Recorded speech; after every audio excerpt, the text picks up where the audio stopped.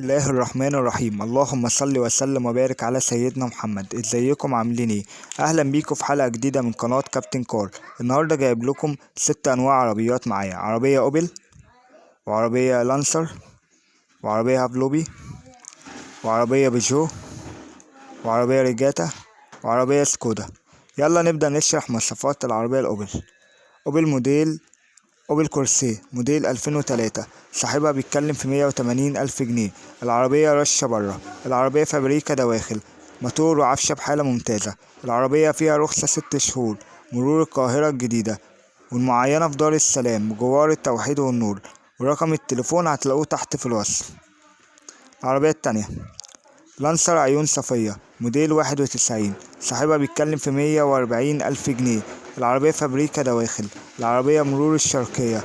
العربية فيها رخصة سنة و3 أشهر باسم المالك مباشر، والمعاينة مدينة الشروق أو شبرا، ورقم التليفون هتلاقوه تحت في الوصف. العربية التالتة هافلوبي موديل 2005. صاحبها بيتكلم في 120 ألف جنيه. العربية كاملة مانوال. العربية فابريكا دواخل. العربية فيها رخصة 2 و3 أشهر، مرور حلوان. وكمان العربية فيها ميزتين: فيها ميزة اللي هو ممكن يبيع أو يبدل، يعني حسب ما حضرتك عايز بقى، لا إما تشتريها لا إما تبدل بعربية، او تاخدها منه وتقسط له منها الفلوس بتاعته على سنة. عموما انا هسيب لكم رقم التليفون تتواصلوا معاه، والمعاينة في 15 مايو. رقم التليفون هتلاقوه تحت في الوصف.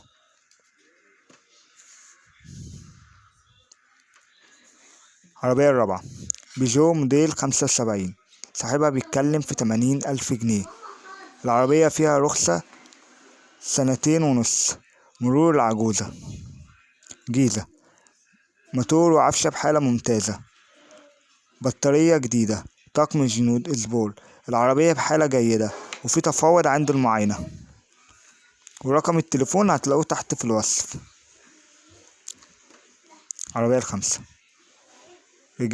ريجاتا موديل 85. صاحبها بيتكلم في 93 ألف جنيه. دواخل زيرو. رخصة سنة. مرور حديقة القبة، ورقم التليفون هتلاقوه تحت في الوصف. العربية الستة سكودا فليشيا موديل 96. صاحبها بيتكلم في 145 ألف جنيه. العربية فابريكا دواخل بالكامل. العربية رشة برا ما عدا السقف. العربية فيها رخصة سنة. مرور القاهرة. العربية لا تحتاج مصاريف نهائي، والمعاينة في السيدة زينب، ورقم التليفون هتلاقوه تحت في الوصف. وياريت يا جماعة قبل ما تيجي تشتري العربية تاخد معاك فني يفحص العربية قبل ما تشتريها.